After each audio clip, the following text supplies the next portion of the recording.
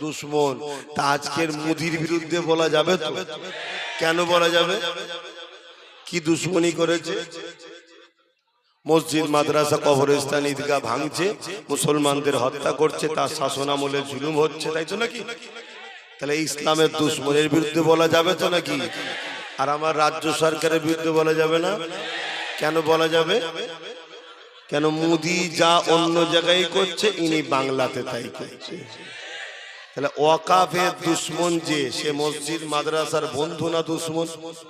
কেন? ওয়াকাফ মানে মসজিদ, মাদ্রাসা, কবরস্থান, তাই তো নাকি? তাহলে যে ওয়াকাফ মিটাতে চাইছে, ইসলাম মিটাতে চাইছে না চাইনে?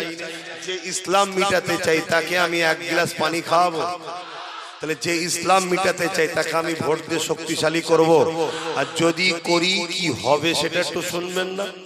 আল্লাহ নবী বললেন, মিসকাত শরীফের হাদিস, কোন মুসলমান যদি জালিমকে শক্তিশালী করার জন্য সাথ দেয়, ওই মুসলমান ইসলাম থেকে বেরিয়ে যাবে। যে ইসলাম থেকে বেরিয়ে যায় তার ঈমান আছে। দিদি মোদি এরা জালিম না জালিম নয়?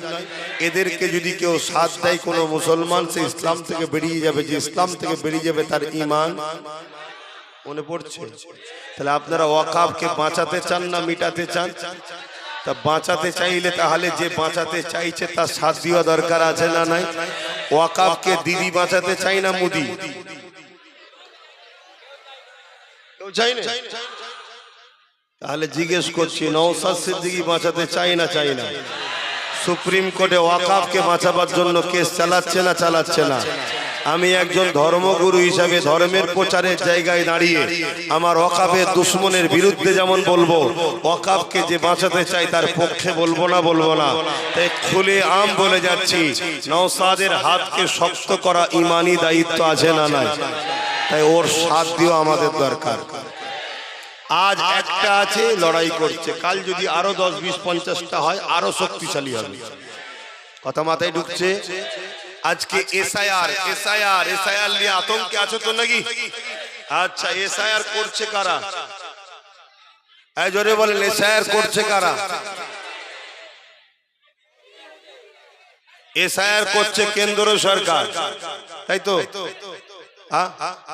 জোরে বলুন। এসআইআর করছে কেন্দ্র সরকার। কোন বাড়িতে চুরি হলে চোর যে আসে, সেই চোর যদি আমেরিকার হয়, বাড়িতে যে চুরি করে গেল, পুলিশ কি বলবে? আরে আমেরিকা থেকে সে চুরি করে গেছে, এটা হয় কি করে? তাহলে ঘরের লোক আছে না নাই?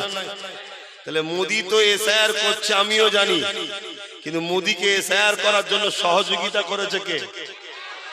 ঘরের লোক। শুনছেন তো? এসআইআর পশ্চিম বাংলায় হতো না যদি কেরলের মতো, তামিলনাড়ুর মতো পশ্চিম বাংলা সরকারও কেস করে দিত। তাহলে ইনি কেস করেন, উপরন্তু টাকা খরচ করেছে 250 কোটির ওপরে, 90,000 বিএলও অফিসার দিয়েছে। যদি কারো নাম বাদ যায়, মোদি যেমন দোষী, দিদি দোষী নয়? জোরে বলুন। হ্যাঁ, কেন? মোদির লোক অফিসার যারা এসেছে তারা আমাদের এলাকার লোককে চেনে না। আমাদের এলাকার লোকের সব কাগজপত্র রেডি করে দিয়ে বিএলও এবং বিডিওটা কাদের? রাজ্য সরকারের। শুনছেন? তাহলে কেউ যদি নাম বাদ যায়, এই কৃতিত্ব যেমন, এই অন্যায়টা যেমন কেন্দ্র সরকারের, রাজ্য সরকারেরও অন্যায় আছে না নাই? এটুকু মাথায় থাকবে। তাহলে আপনি মনে রাখবেন, এ আপনার ধর্মকেও যেমন মিটাচ্ছে, আপনাকে নাগরিকত্ব থেকেও সরাচ্ছে। কালকে আপনাকে হয়তো বলবে 500,000 নেবেন তো? তাহলে একটা নসিহত করি নাকি? কি গো আমার মৌলানা ভাইরা, হাফেজ সাহেব ভাইরা, অসুবিধা হচ্ছে নাকি? একটু তাহলে নসিহত করি।